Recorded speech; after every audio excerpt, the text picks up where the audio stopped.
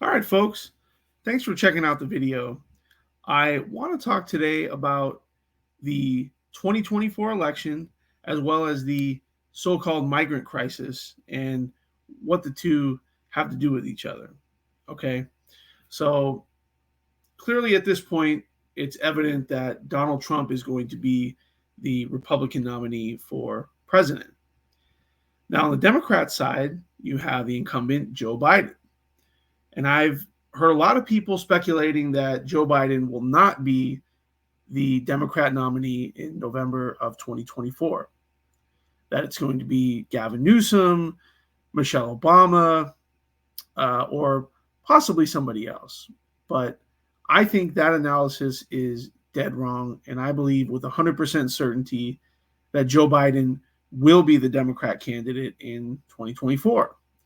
Now, why do I think that? If we look at the polling here, we see in a head-to-head matchup between Trump and Biden, currently in the Real Clear Politics average, Donald Trump has a lead just over 1 percentage point, and when we include RFK Jr., he has a lead just under a point. So very similar in either scenario. Okay, now what you have to understand is that Donald Trump, quote unquote, lost the popular vote to Hillary Clinton by a little over 2 percentage points, but he won the Electoral College in a landslide. Okay. So if Donald Trump is winning the popular vote, he's going to win the Electoral College in a much wider margin than he did in 2016. Okay. So if it's even close, Donald Trump is going to cruise to victory. Okay. So I think the Democrat Party would rather go down with Biden than take the chance of putting up Michelle Obama or Gavin Newsom and having them lose to Donald Trump, because I believe Gavin Newsom will run for president. I think Michelle Obama might run for president. I'm not sold on that happening, but I think they're waiting until 2028. And what an easy scapegoat to have Donald Trump win, Joe Biden lose, and say, oh, well, see, you know what? Joe Biden was just too old. He was just too unpopular. He represents, this older generation, and it's time for the Democrat Party to turn the page and move on with, again, one of those people I mentioned, or perhaps somebody else comes on the scene. There's Gretchen Whitmer in Michigan, or Josh Shapiro in Pennsylvania, and I'm sure some other names that I'm not thinking of right now. Okay, so I think that they would rather lose with Biden, use him as an easy scapegoat. He's not going to be around much longer.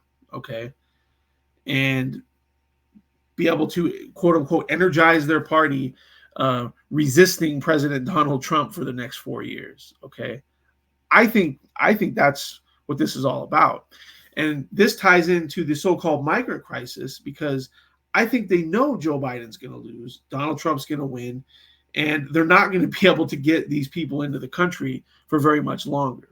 So this is so the Democrat Party has shown, as somebody that has been following politics since the 2000s, um, that they are willing to take what they perceive to be a short-term hit for a long-term benefit.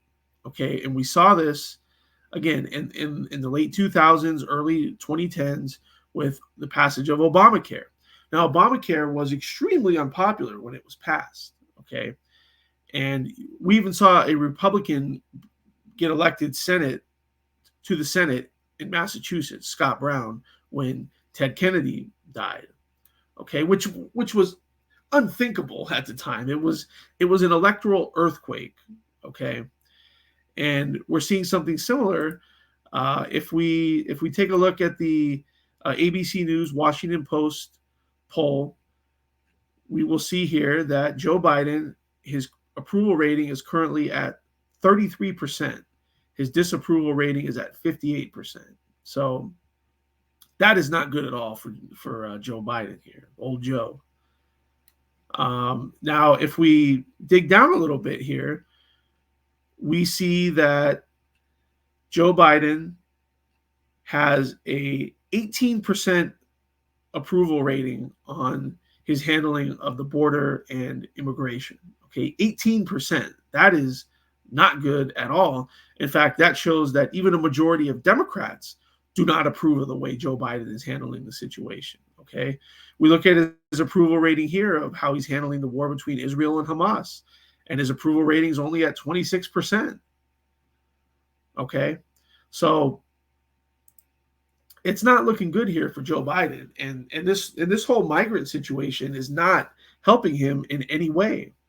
Okay, so yeah, I think that in a sense, and again, the Democrats are going to spend probably $2 billion to try to get Joe Biden over the finish line, but I think that they're willing to put themselves at an electoral disadvantage in order to flood the country with these again so-called migrants, because once they're here, it's going to be very difficult to get them out of the country. Doesn't mean it can't be done. Doesn't mean we shouldn't try to do it, but it's going to be difficult. Okay.